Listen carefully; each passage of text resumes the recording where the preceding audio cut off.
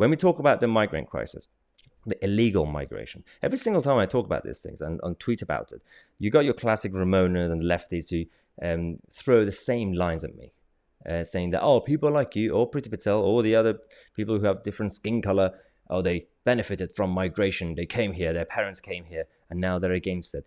We are talking about illegal migration, and also I'm talking about mass migration. I'm still against mass migration, even if it's legal.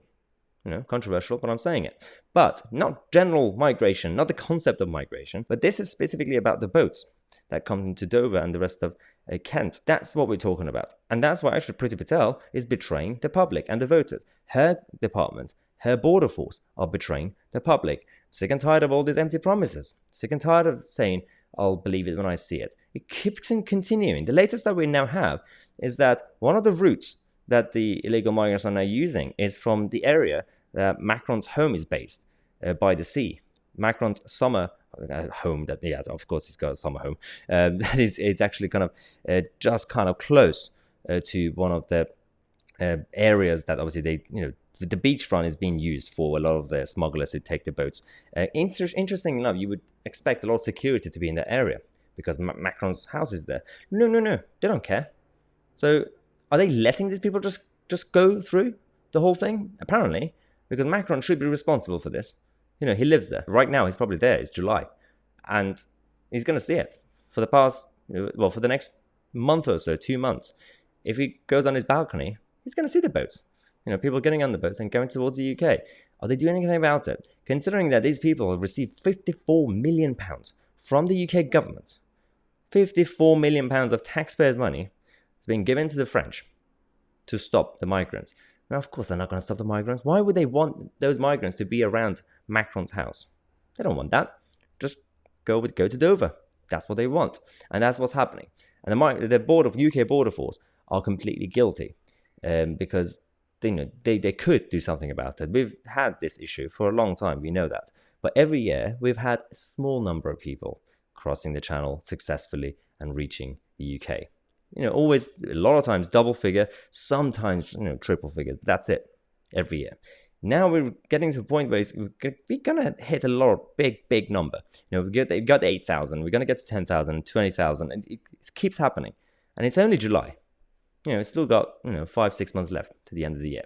And the peak is going to be August and September. So good luck, Priti Patel. Good luck explaining that to the British public. And I think the main issue is right now, the betrayal is not really coming from Priti Patel herself in that sense. She's responsible because she's the boss.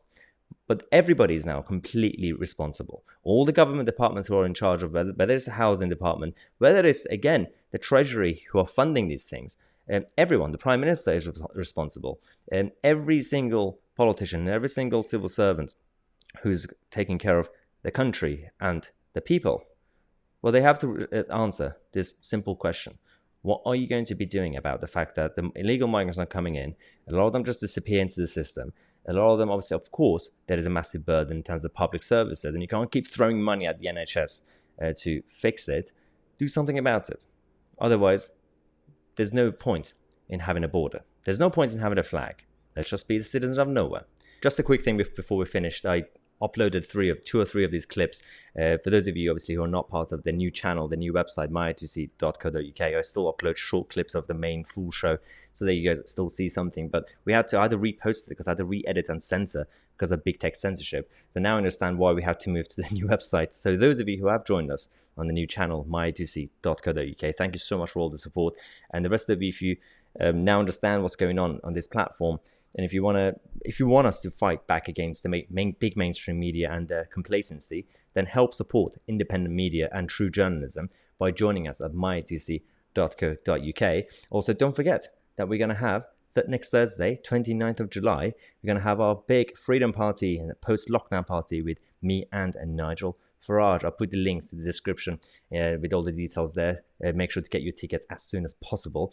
A lot of you have asked, where is this freedom? Where is the freedom that we're going to celebrate? It's not really that. It's about the fact that we are celebrating the post-national lockdown, but we're going to use the events because that's the beginning of all the tour that we're going to do to fight back, to gain all our freedoms. It's not to be complacent that we have got our freedom. So yeah, definitely join the website myitc.co.uk and click on the link in the description to get your tickets to next week's Freedom Party with me and Nigel Farage.